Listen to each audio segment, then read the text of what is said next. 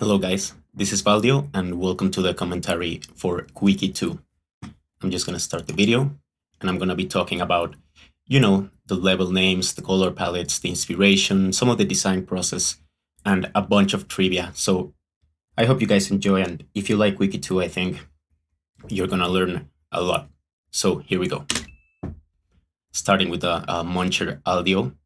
That was a little weird at first because I thought that screen could only show one color, but apparently you can actually rip other colors or sprites from the game and put it in. And this title screen, as you can see, it has a bomb generator, and Mario is off screen, just trapped by cement blocks. And on the sides, there are cement walls as well. You don't see them, but that's why the bombs slide, otherwise they would go off screen. And here we have the little lore and the jumbo pipe. The lore is just a continuation of Quickie 1. If you guys remember, at the end, Mario suffered a horrible disease and Luigi blames Yoshi. Now, the first level was very directly inspired by Goomba Jam from the first game, and the first couple of jumps resemble it. This was also designed specifically to be the first level of the game. And it's one of those levels that has a single sprite going on. This is also a recurring theme in Quickie. And has a secret. Like every single game, we're gonna be every single level has a secret, and we're gonna be entering all of them. This is Eraserhead's room, and at the time I made this, he had the world record in Invictus. That's why I added a little room for him filled with flying question blocks.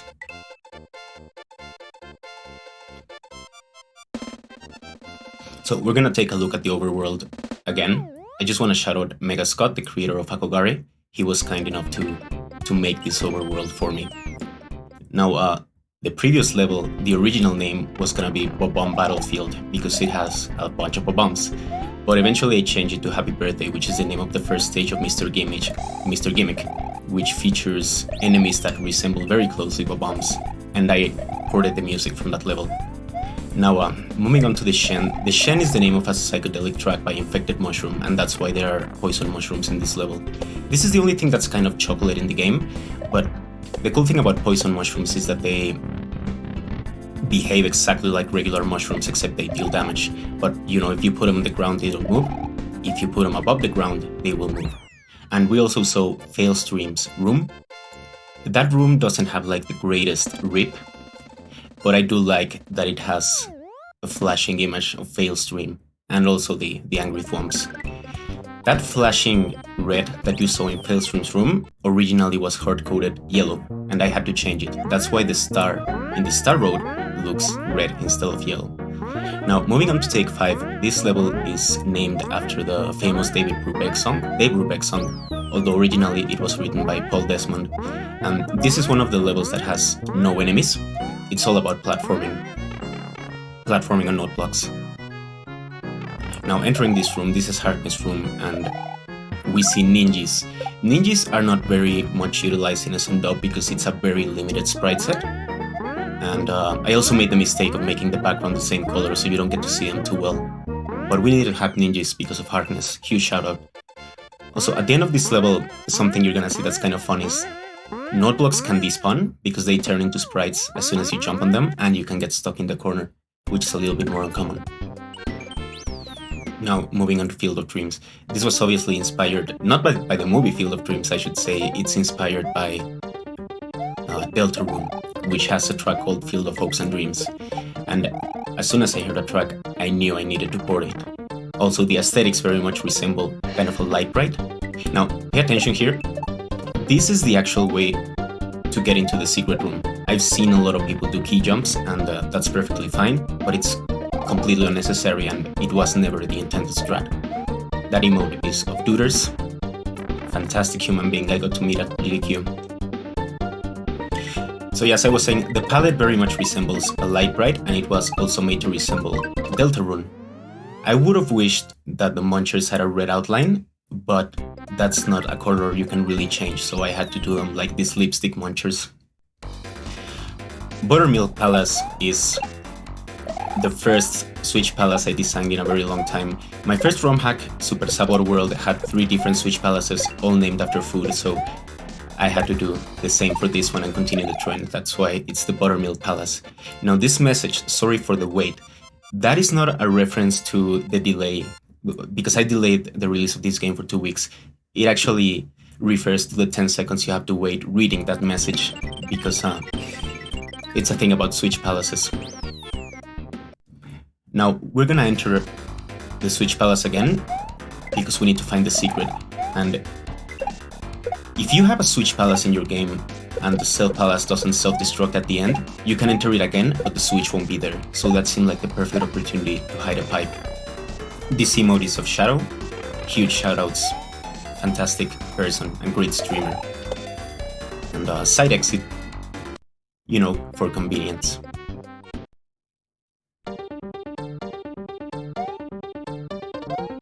Now heading back into Field of Dreams, the original name for this level was Figures. It was going to be the sister level to Numbers and Figures. It was a reference to The Scientist by Coldplay, I think. And it's also a level that doesn't have enemies at all. It's also platforming.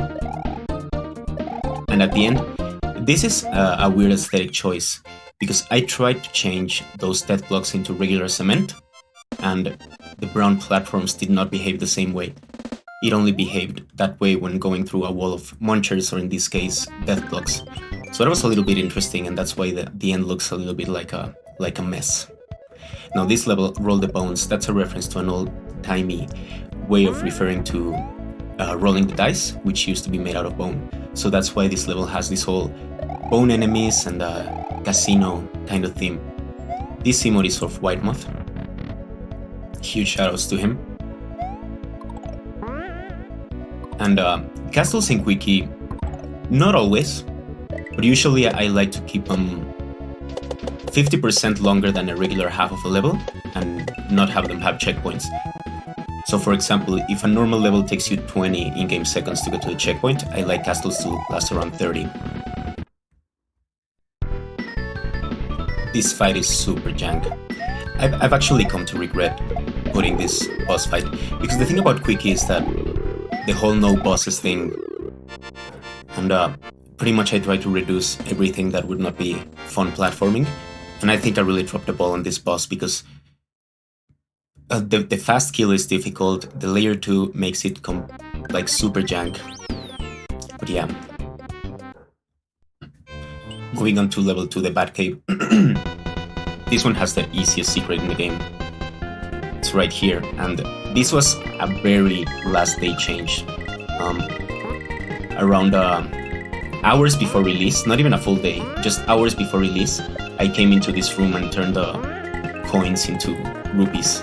I felt like that was a nice detail for Ruby Rupee. And now the rest of the level. This level was gonna have the, Batman music. It was gonna be really Batman themed and have the da-na-na-na-na-na-na. But eventually I realized that it would get way too annoying. If you take a look at the color palette in the bats, that's exactly the color palette taken from Batman. At least old-timey Adam West Batman. And that ending, you see a yellow block that you get if you hit the yellow switch, but it serves absolutely no purpose. I don't think that I ever in testing died because I didn't have that block there. To the Limit is a reference to the song Push It to the Limit. You can originally hear it in a montage in Scarface, and this is our one of two P-Speed levels. Actually, the original name of this level was Pipe Speed because it was a P-Speed and full of pipes. Now, this is the only secret I'm gonna skip. In the pipe up there, you can do a meter and enter Eldat's room. But I have a very hard time pulling off meters RTA.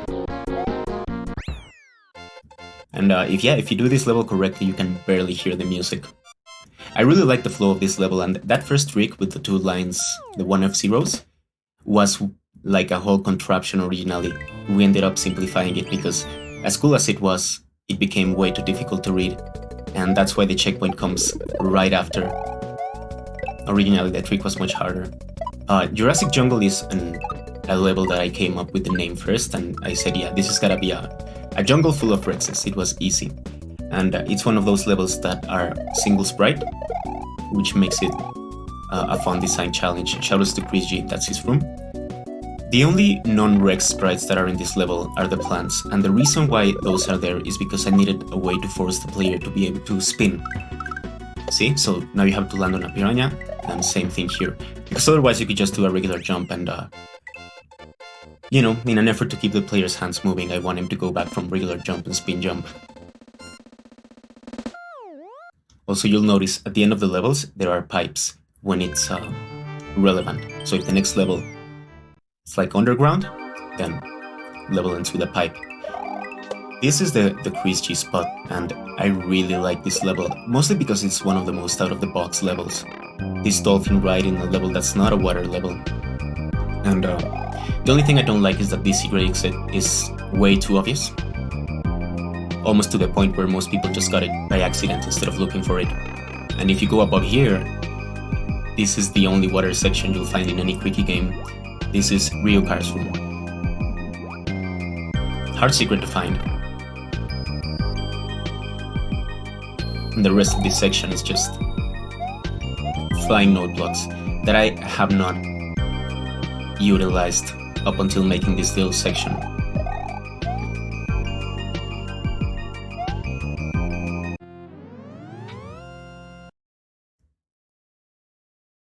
Also, originally the Quickie spot was gonna be a sewer level and it had this pipe aesthetic that I ended up hating. Now, the Vapor Palace, this was not named after food. The reason why it's called Vapor Palace is because of the vaporwave aesthetics, obviously, and also because it evaporates the blue switches. I don't know if I had seen this inverse switch before, where pressing a switch would turn off the blocks, but I thought it would be a very interesting idea. And that idea didn't come to me until the end, until I was like coming up with a way of switch checking the player in Spaceballs. But it allowed me to do some very interesting obstacles, like putting blocks where you know, just in the way. This also happens to be the longest level in the game, and if you die on this one, it's the biggest time loss. Now, if you do a key jump at the end, you can see Dram's room. This is actually Dram 55 C-mode. The thing is, Dram doesn't stream much anymore, so you might not be familiar with it, but he's super known in the Kaizo community, and we hope to have him back someday. So yeah, this switch evaporates the blocks, and yeah, a funny thing, when I was coming up with the blocks that would help the player when you press the switches, I was doing it also in the special world until I realized that, well, if the player got this far, then he obviously has the switches, so why am I bothering? Now, we're gonna take a look at the rest of this dolphin ride. I didn't want the second half of this level to be the same dolphin. For one, because I would need to respawn him at the checkpoint, so we would need a different dolphin. And in the spirit of Quickie, I don't do subworlds unless it's a special, a secret exit. It's all about minimizing time loss.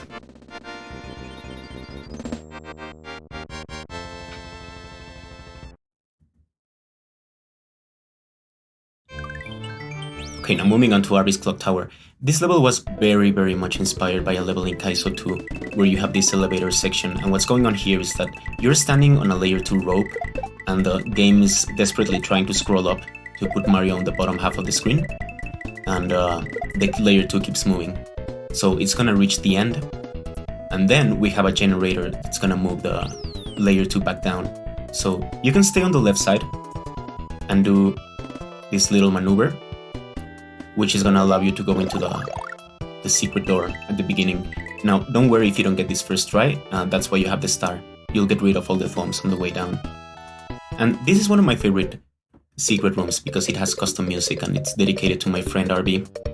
This song is kind of like a meme song in Mexico.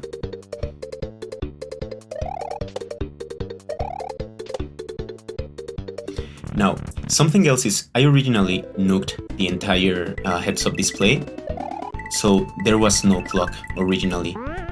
I eventually added it back because I thought it would be a great tool for people who like doing IL speedruns. But at the same time, it does this layer 3 jank where the clock seems to reappear over and over in the background. And instead of fixing it, I called the level a clock tower, so it would kind of make sense. And I also used music from Castlevania called Clock Tower, and RB is a huge fan of Castlevania, so it all worked out.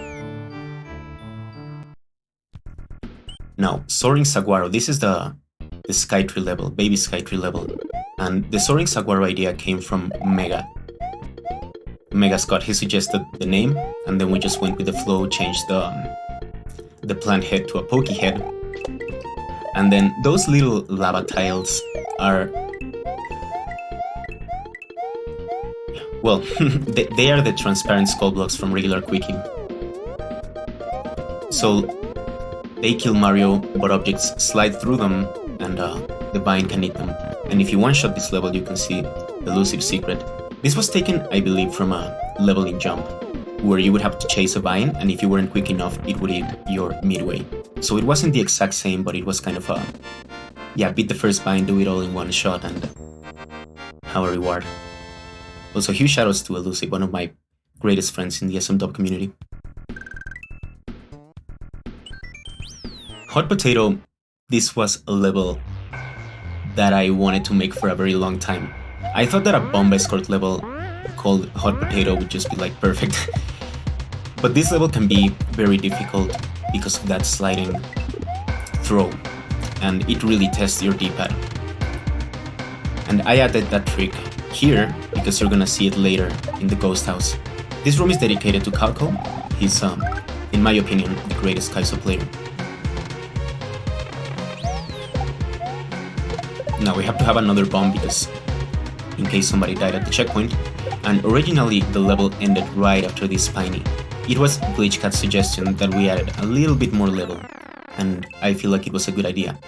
There's also an invisible 1F0 over there at the top, and that makes it impossible for you to take out a power-up.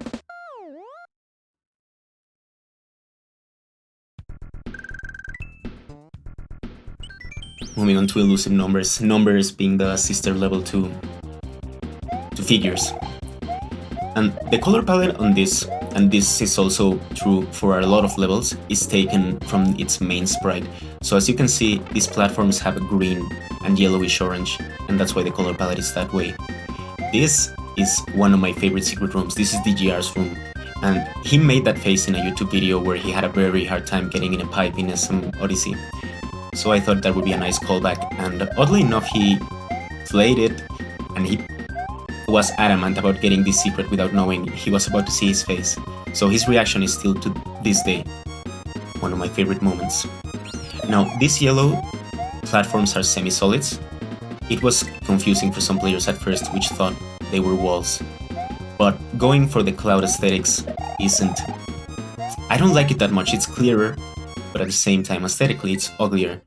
So I also wanted to do the same thing in the Batcave, but in the Batcave it was a bigger problem for some reason, so we just did the clouds. And yeah, this previous level was kind of an ultra star, but not really because there are no on-off switches or tracks or platforms, it's just a one sprite level. Now, Poke Desert, this is the first level I made for Quickie 2, it's level 1 in Lunar Magic, and as you can see, you can respawn this Pokey when you're not on Yoshi, and that way he spawns with only 3 tiles of height. If you're on Yoshi, they spawn with 5 tiles of height, and that is a mechanic that I kind of explore in this level. That's why you are getting on and off of Yoshi often. Also, make sure you grab the Yoshi on the secret room. That was what, why not, by the way, because otherwise you're gonna die after you enter the door. Here are some one-ways from Mario Maker, which I think are a little bit more aesthetically pleasing than the sideways clouds, especially if you are playing in 4x3.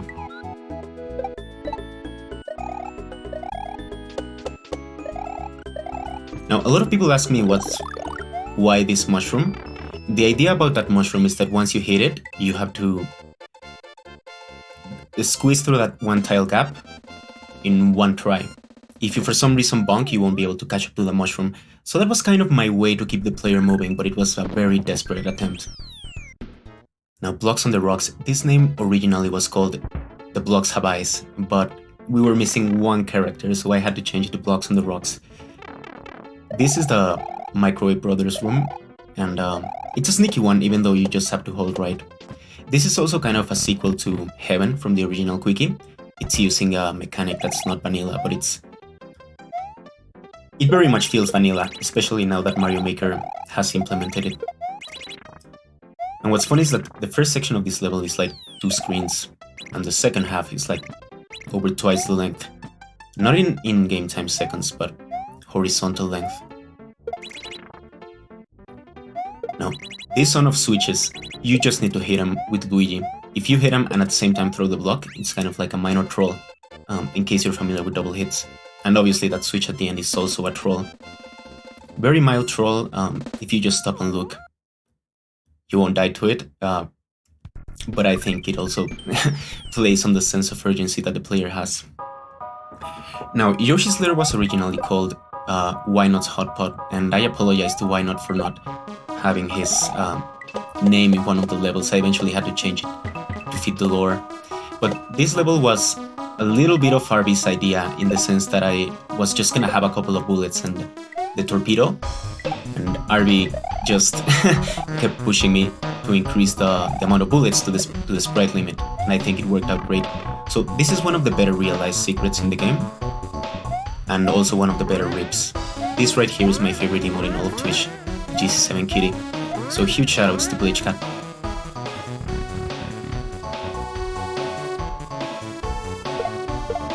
Now, as you can see, that ceiling is a different color because it's semi-solid, and that's where the fish come from. This second room is an escape section, and originally this section was gonna come right after the Yoshi fight. But after Grand Poo World 2 released, I figured it would be too similar, but I didn't want to lose this section, which I thought was great, and it also had like a neat little spin of having the ball and chain be static, and you having to use it to go back and forth. And we have a crazy rock song called Tarkus by Emerson, Lake and Palmer, which is in 5, reminiscent of the escape music in Super Metroid, which is also in 5. So I really wanted something hectic. I understand why many players did not enjoy that port, but it took a lot of time and I'm still super proud of it. Now moving on to the special world. Spaceballs. It's just a level with balls in space. What was really cool about this level is that I was able to use any sprite I wanted and just change the graphics to a rock and have it work. This was very much inspired by a VLDC level I played called Interplanetary, which did almost the exact same thing.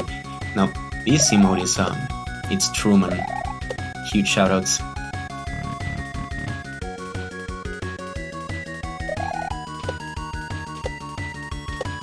I did not want to mess with low gravity in this level because I felt that would be way too chocolate. Anything that changes Mario's physics, I think is a big no-no for me when it comes to chocolate. Now that's a thwimp.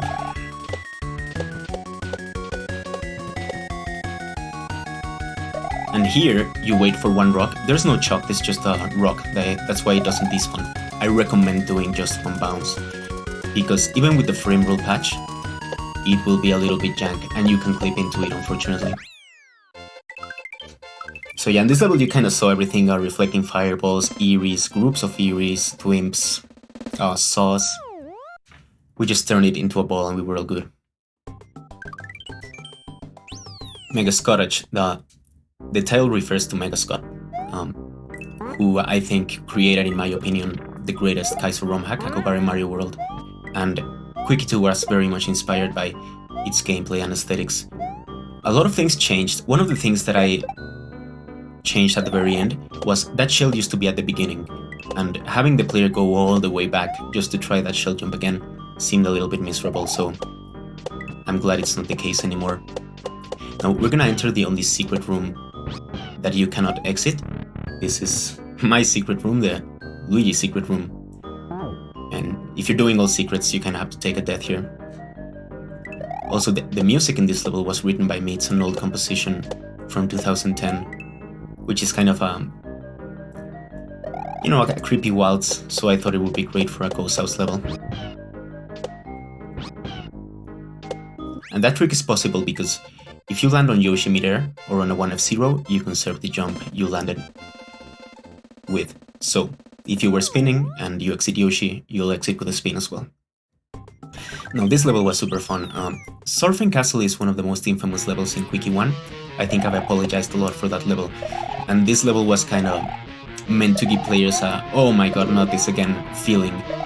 Because I know it was very memorable for a bunch of players. And I think that's the only level where I'm gonna get away with making a call out like this. A callback, I should say. No other level is like, has that reputation. And this very obvious secret room is BK. That's 3 Cats emotes. And it's kind of a homage to the amount of time BK spent on this level, well, in Quickie 1. And also to the fact that he loves Love Munchers. You can see the saw from Surfing Castle 1 here at the end. And a lot of players had gripe with Mario just walking against the wall at the end of Surfing 1. That's why we added that little bridge at the end. It wasn't meant to hide any secrets. And now the final level, Wedding Nails. Wedding Nails is the name of a Porcupine Tree song that I like, and I ported it for this level. And it's the second P-Speed level. But the difference from this one and To the Limit is that this one you don't have to press left and right, you just go right. Eventually you'll need to do some neutral jumps. However, we're gonna go into Dacula's room first. Now, Dacula doesn't stream, and I don't believe he has emotes, so I had to take that one from YouTube, but he has the most fantastic Quickie 1 pass, and he just likes sciencing that game, so I needed to honor him, and meeting him at GDQ was amazing, super lovely person. Here, you just let go of the D-pad and try to spend as little amount of time as possible to get some neutral jumps. Later, I found out that some players were getting P-speed on the slope. I had no idea you could do that, so oversight by me. Now at the end here is another secret. This is the podium room. So we're honoring the 3 top players in the leaderboard of Quickie 1. And we have the credits music of Quickie 1. And finally the Yoshi fight. I love this Yoshi fight, because when I originally made Quickie 1, I just needed a boss fight to trigger the credits. And I thought, well, what's the quickest boss fight? And for some reason I thought of the Boo fight. And then way after the game was released, I was like, oh no, the Larry fight is way quicker. So what I did is, I replaced the graphics from Yoshi into Larry, replaced the rock with an egg, and we turned him into this kind of Frankenstein monster that I thought was really funny and a quick way to trigger the credits. And you know, teach players the quick kill, because I don't think many people know how to do it, and it was funny seeing a lot of people die in that section. Now we're on to the credits, and as you can see, Chris G, Allrounder, Third Wall, A Recent Glitch Cat, and White Moth did fantastic testing on this. Mega Scott helped me a lot with the Overworld and aesthetic consultant, I should say, and here's a list of a lot of people that were either involved in Quickie 1, they speedrun it, or that I met at GDQ, or they played it more than once. They were involved in the game more than just playing it once. So, you know, I know I missed some more popular players. Some people are like, dude, how could you forget so-and-so? The reality is that I wanted to include the people that I think got involved with Quickie 1 the most. Not just my friends. But, you know, if you're out there, I hope you guys know that I love you and I respect you, and it wasn't on purpose. So I'm just gonna do a quick shout out to some people I forgot, like Barb, Grand Poober, Toad, the Wild Grim, if he wasn't in there. Like, there are a lot of One Tag I wanted to add him as well, Yeti Boca. So yeah, if I forgot you, I'm really sorry. And as you can see, I wanted to add the whole, because a lot of people are gonna ask, you know, where did this song come from, who ported it, so here it goes.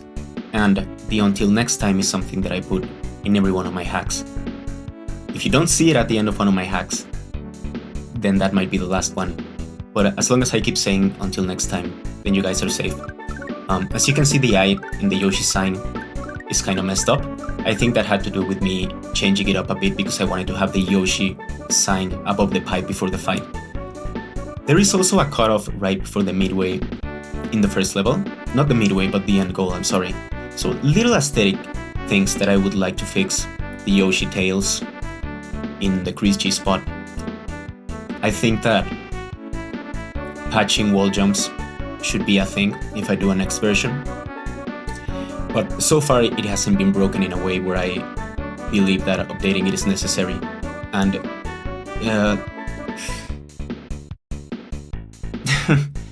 I guess the vain part in me doesn't want to ruin the reputation and the amount of ratings it has in SM Central.